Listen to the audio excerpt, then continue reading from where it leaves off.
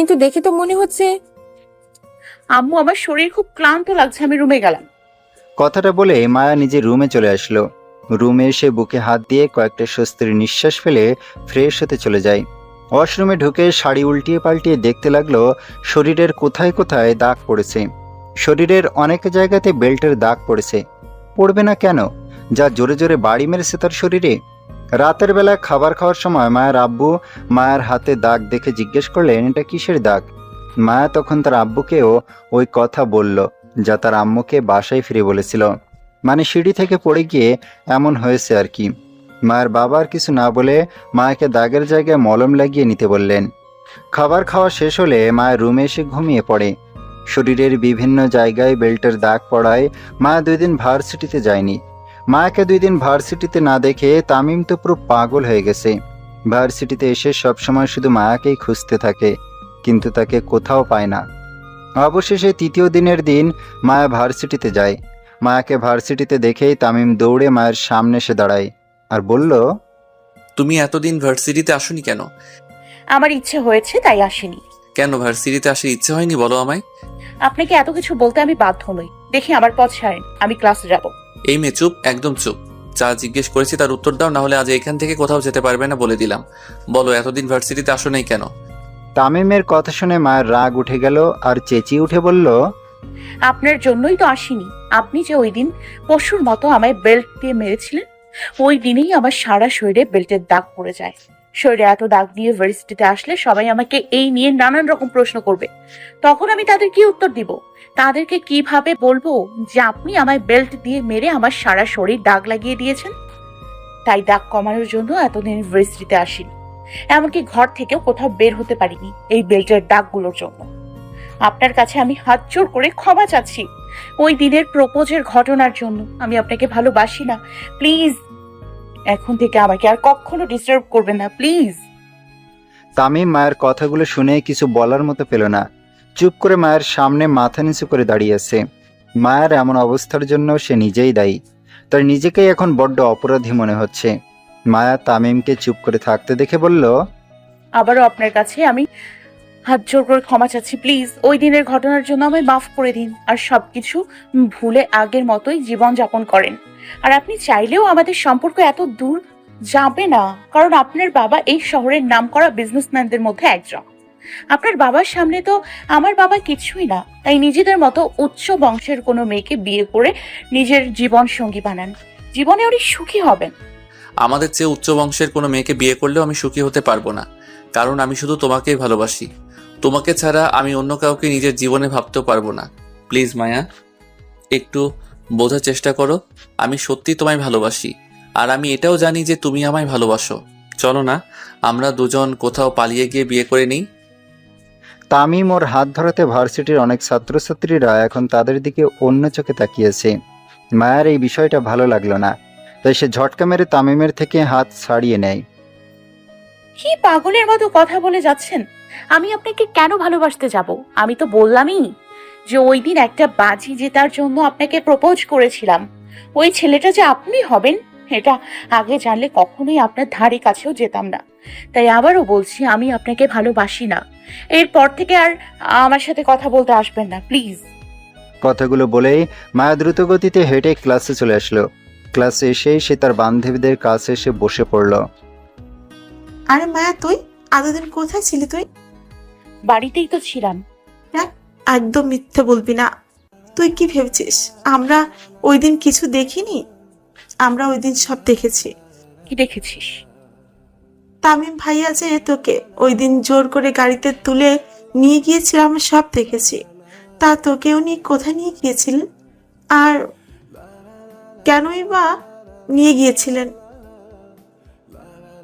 এখন এদেরকে সত্যিটা বলবে নাকি বলবে না এটাই ভাবছে। কে রে, চুপ করে আছিস কেন? নিলাম তোকে কিছু জিজ্ঞেস করছে, তার উত্তর দে। দেখ, আমার এখন ভালো লাগছে না, প্লিজ এইসব বিষয়ে আমায় কিছু জিজ্ঞেস করিস না। এইসব বলে বাঁচা যাবে না, আমাদেরকে তোর বলতেই হবে ওই দিন তামিম ভাইয়া তোকে কোথায় নিয়ে গিয়েছিলেন আর কেনই বা নিয়ে গিয়েছিলেন। আমি এসব কিছু বলতে পারবো না। ও বুঝেছি, তুই তো আমাদেরকে বন্ধু ভাবিস না, তাই এসব বলছিস না।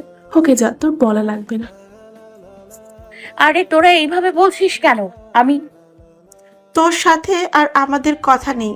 তুই আর আমাদের সাথে একটা কথাও বলবি না বলে দিলাম। বুঝেছি, এদেরকে ওই দিনের ঘটনাটা না বললে এরা আর আমার সাথে আর কথা বলবে না। আচ্ছা বাবা, ঠিক আছে, আর রাগ করতে হবে না। টিফিন টাইমে তোদেরকে সব বলবো, যা। সত্যি তো? হুম। যদি না বলিস তাহলে কিন্তু তোর সাথে আমরা আর কথা বলবো না, মনে থাকে যেন। আচ্ছা জানু, মনে থাকবে। তারপর তারা মিলে কিছু টুকটাক কথা বলতে লাগলো। কিছুক্ষণ পর ক্লাসের স্যার এসে প্রতিদিনের মতো ক্লাস করাতে লাগলেন। একে একে 3টা ক্লাস করানো শেষ হলে টিফিন টাইমের বেল বেজে উঠল। স্যার ক্লাস থেকে বের হয়ে যাওয়ার পর সকল ছাত্রছাত্রীরা ক্লাস থেকে বেরিয়ে পড়ল। মায়াও তার বান্ধবীদেরকে নিয়ে ভার্সিটির ক্যান্টিনে চলে আসলো। এসে সবাই যার যার জন্য খাবার অর্ডার দিয়ে একটা টেবিলে গিয়ে বসলো। এখন বল, তামিম ভাই তোকে কোথায় আর কেনই বা নিয়ে গিয়েছিলেন? তারপর তাদেরকে সব বললাম। মায়ের কথা শুনে তার বান্ধবীরা তো অবাক। সামান্য প্রপোজের কারণে যে তামিম মায়ের সাথে এমন করবে তাদের বিশ্বাসই হচ্ছে না। কিন্তু তুই না আমাদেরকে বললি তুই তামিম ভাইকে বলেছিস ওই দিন একটা বাজি জেতার জন্য প্রপোজ করেছিস, তারপরে কেন তোর পিছে লেগেছিল না তোকে? তোদেরকে আমি মিথ্যে বলেছিলাম রে। আসলে আমি ওনাকে এইসবের কিছুই বলিনি। ওনার যে পরিমাণ রাগ এইসব শোনার পর আমায় যে কি করবেন এটা ভেবে এতদিন বলতে গিয়েও বলতে পারিনি।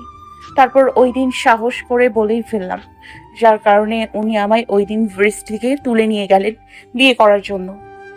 তো এখন কি উনি তোর সাথে কথা বলেন না? আজকে ভার্সিটিতে এসে ঢোকার পরই আমার পথ আটকে দাঁড়ান। তারপর ওদেরকে সকল ঘটনা খুলে বললাম।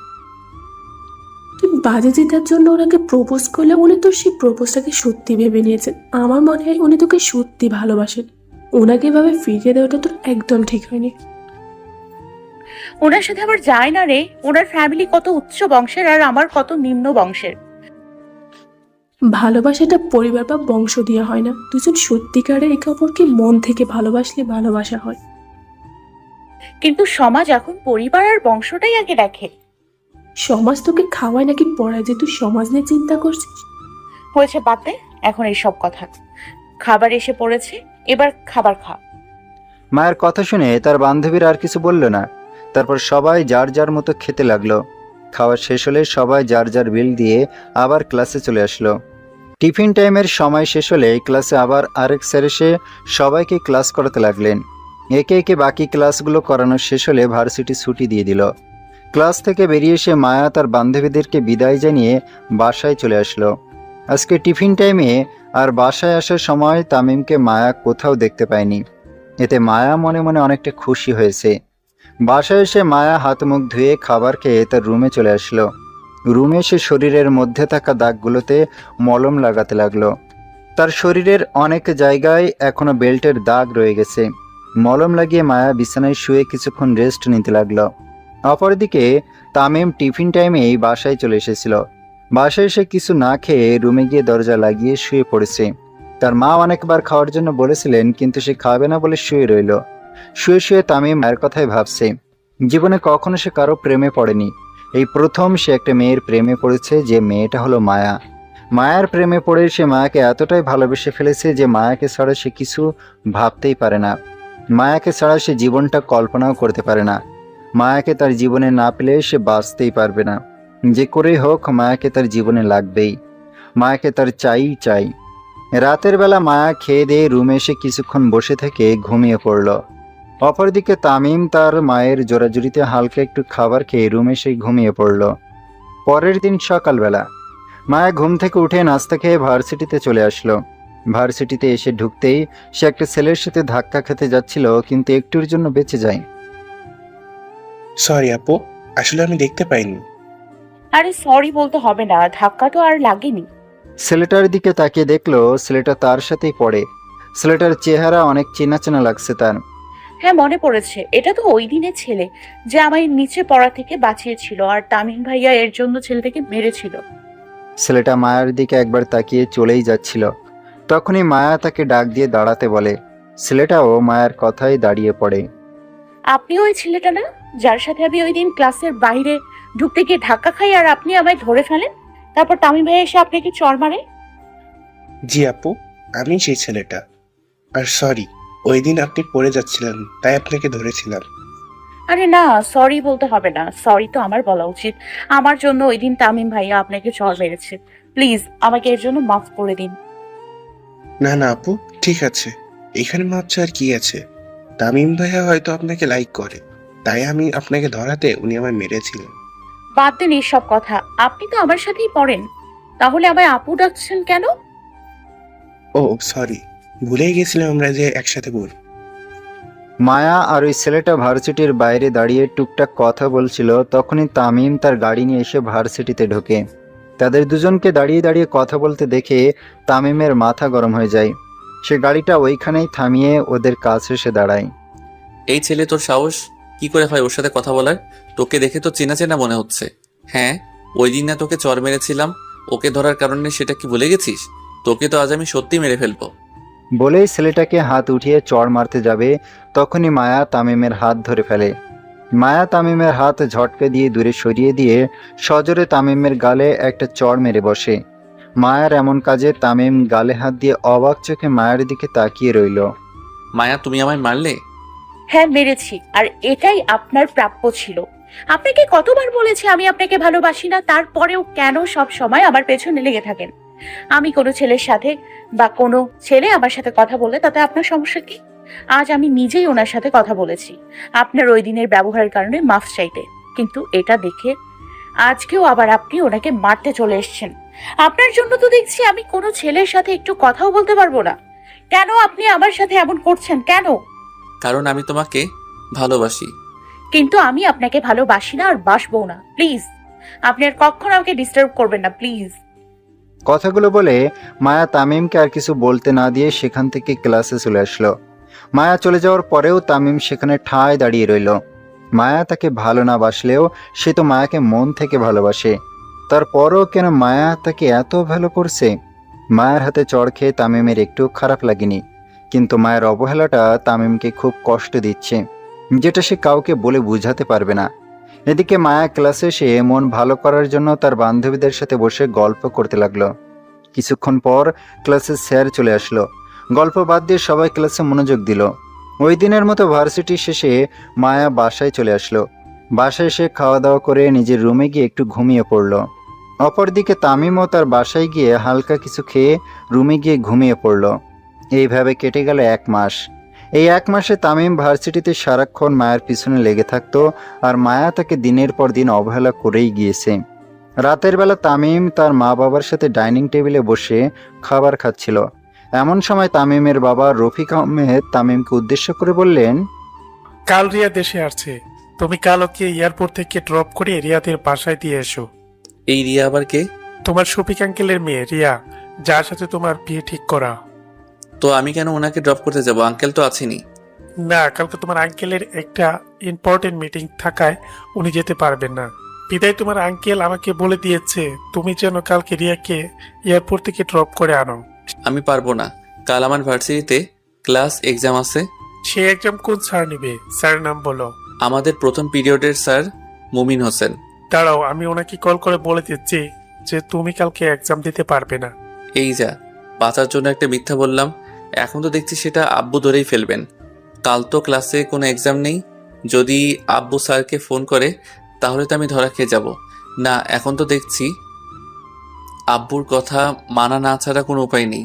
থাক আব্বু, তোমাকে আর কষ্ট করে ফোন করতে হবে না, আমি কাল যাব ওনাকে ড্রপ করতে। তাহলে তোমার এক্সামের কি হবে? এক্সামটা এত জরুরি নয়, না দিলে কিছু হবে না। ওকে, কাল সকাল 10টায় আমাদের একটা গাড়ি নিয়ে রিয়াকে ড্রপ করতে চলে যেও। আচ্ছা। তারপর তামিম নিজের খাবার শেষ করে রুমে চলে আসলো। রুমে সে প্রতিদিনের মতো সে মায়ের নাম্বারে একটা কল দিল, কিন্তু মায়া কল রিসিভ করলো না। তামিম আর কল না দিয়ে মোবাইলটা একপাশে রেখে ঘুমিয়ে পড়ল।